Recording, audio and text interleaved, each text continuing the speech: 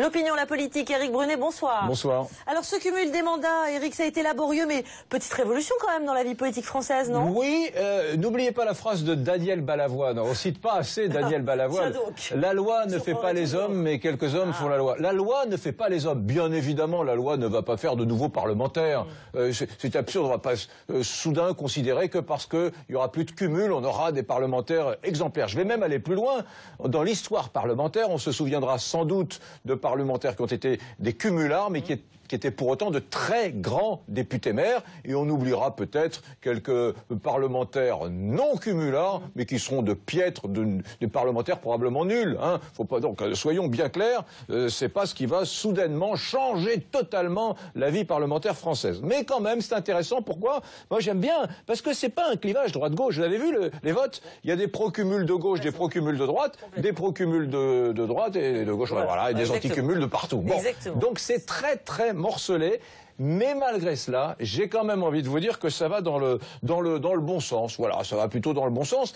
À la nuance près que c'est très symbolique. C'est un peu comme quand Hollande arrive au pouvoir et qui diminue de 30% les revenus des ministres. Là, bon, c'est bien, il y aura plus de cumulards. Bon, mais pour autant, ça n'est pas la grande simplification de la vie parlementaire qu'on attendait. La vraie simplification, c'est celle qui dira qu'est-ce qu'on fait du Conseil économique et social, qu'est-ce qu'on fait du Sénat, qu'est-ce qu'on fait de 577 députés. Il y a des grands pays beaucoup plus grands que la France où il y a que 300 députés. Qu'est-ce qu'on fait des départements, qu'est-ce qu'on fait des régions, etc. C'est là qu'on attend le gouvernement. Alors pour l'instant c'est bien, c'est intéressant, mais peut mieux faire. Mais ça va quand même dans le bon sens. Bon, alors vous dites que c'est quand même que c'est plutôt à la marge. Il y a des élus, je peux vous dire, qui sont pas du tout contents. On verra ça un peu plus tard dans la soirée.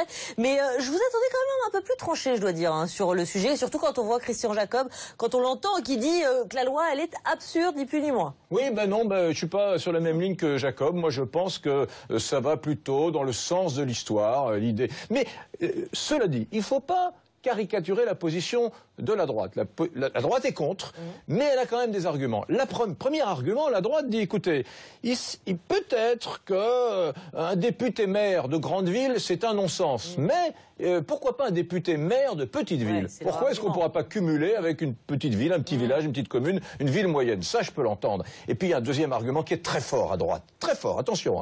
C'est l'idée que nous aurons désormais des parlementaires hors sol. On aura des parlementaires qui n'auront plus d'ancrage dans une commune. Donc, le problème du camp de Rome, le problème du syndicat des eaux, ça a terminé. Le problème des logements sociaux dans la commune, fini. Ce sera des parlementaires qui vont se boboiser. Ils vont venir vivre à Paris. Ils auront peut-être une maîtresse, une épouse parisienne. Ils vont s'ancrer dans l'équation parisienne et ils vont un peu oublier leur circonscription. Enfin non, ils l'oublieront pas parce que 6 mois avant les législatives, ils reviendront dans leur circonscription pour draguer un petit peu le terrain. Donc vous voyez ce que je veux dire? Ça, c'est un vrai danger. C'est qu'on se coupe au Palais Bourbon des territoires, des terroirs de France. Donc je pense que là encore la droite a raison de tirer la sonnette d'alarme. Pour autant, mais je pense quand même, malgré tout ça, que cette évolution législative va dans le sens de l'histoire, dans la bonne direction. Évolution confirmée ou pas, on verra si le Conseil constitutionnel valide, et puis on verra en 2017 si c'est toujours la même majorité. Merci beaucoup Éric Brunet, Direct de droite avec vous. Demain, c'est Laurent Neumann pour Direct de gauche.